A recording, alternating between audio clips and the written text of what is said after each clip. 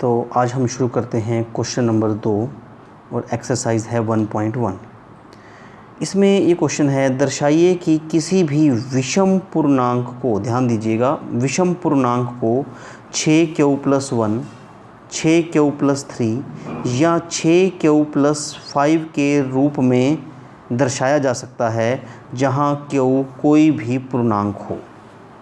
कोई भी ऐसा विषम पूर्णांक होना चाहिए, उसको हम 6q+1, 6q+3, 6q+5 के रूप में प्रदर्शित कर सकते हैं या इसी रूप में प्रदर्शित होता है। तो इस क्वेश्चन को करने के लिए सर्वप्रथम हमने एक संख्या a, कोई धनात्मक पूर्णांक जो विषम है, धनात्मक विषम पूर्णांक a लिया और b का मान हमने 6 लिया। और जैसा कि आपको पता है कि यूक्लिड विभाजन एल्गोरिदम के नियम से हम a को bq+r लिखते हैं। यहाँ पर b की जगह पर हमने 6 का प्रयोग किया है और q जो है वो कोई भी धनात्मक पूर्णांक है जिसका मान 0 से बड़ा है। a को हमने 6q+r के रूप में लिखा और धनात्मक और यूक्लिड विभाजन एल्गोरिदम के अनुसार 0 से लेकर 6 के बीच में ही r का मान हो सकता है। r के संभव मान 0, 1, 2, 3, 4 या 5 हो सकते हैं। इन मानों के आधार पर हम अपना a का मान ज्ञात करते हैं। इस आधार पर a के जो संभावित मान हो सकते हैं, a के संभावित मान जो हैं हमारे पास वो 6q, 6q+1 और 6q+2, 6q+3, 6q+4 और 6q+5 हो सकते हैं। दोबारा देखें कि r का मान हमारे पास 0 के बराबर या 0 से बड़ा बट 6 से छोटा होना चाहिए। उसके अनुसार a के संभावित मान या तो 6q, 6q+1 या 6q+2 या 6q+3 या 6q+4 या 6q+5 हो सकते हैं।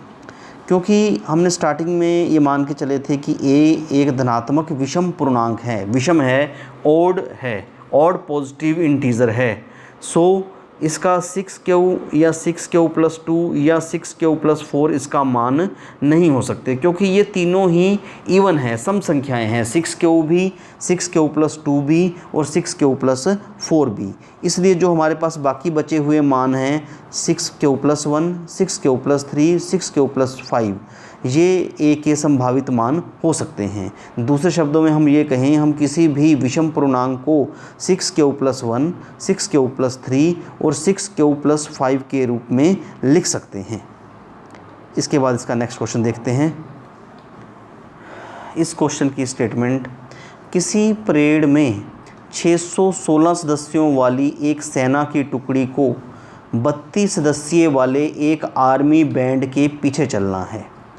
दोनों समूहों को समान संख्या वाले स्तंभों में मार्च करना है, चलना है। इन स्तंभों की अधिकतम संख्या क्या है जिसमें वे मार्च कर सकते हैं। इस क्वेश्चन को हमें पुनः समझना होगा। गणित में ये कहा जाता है कि आंसर देने से पहले आप क्वेश्चन को अच्छी तरह ज़रूर समझें। तो इस क्वेश्चन को समझने के लिए 616 सदस्यों की एक टुकड़ी है सेना की और 32 सदस्यों वाले बैंड के पीछे चलना है और दोनों के स्तंभ समान होने चाहिए, यानी कि जो कॉलम बनेंगे वो समान होने चाहिए।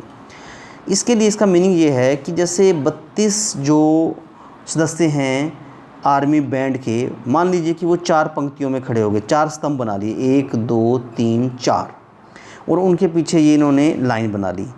तो अगर इनके 4 स्तंभ बने हैं तो जो 616 सदस्य हैं जो परेड के, वो भी 4 ही स्तंभों में चलेंगे, उसके पीछे वो अपनी लाइन लगाते चले जाएंगे, यानी कि इनके सदस्य कम या ज़्यादा नहीं हो सकते।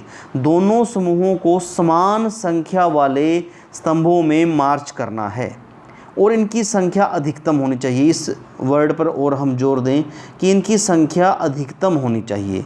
तो ऐसे क्वेश्चन के लिए हमें इनका HCF फाइंड आउट करना पड़ेगा। तो 616 और 32 का हमने महत्तम निकाला।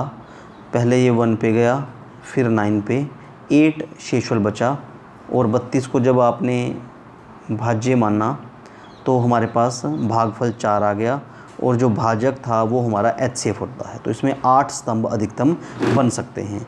यूक्लिड की परिभाषा में हम इसको 32 गुणा 19 प्लस जो इसका रिमाइंडर 8 बचा था वो लिखेंगे और 32 को 8 गुणा 4 और प्लस 0 के रूप में लिख सकते हैं। दोबारा देख लें कि जो 32 है 32 को हम 8 गुणा 4 और प्लस इसका शेषफल 0 बचा था प्लस 0 के रूप में लिख सकते हैं। इसलिए जो अधिकतम स्तंभ हैं उनकी संख्या 8 होगी। धन्यवाद।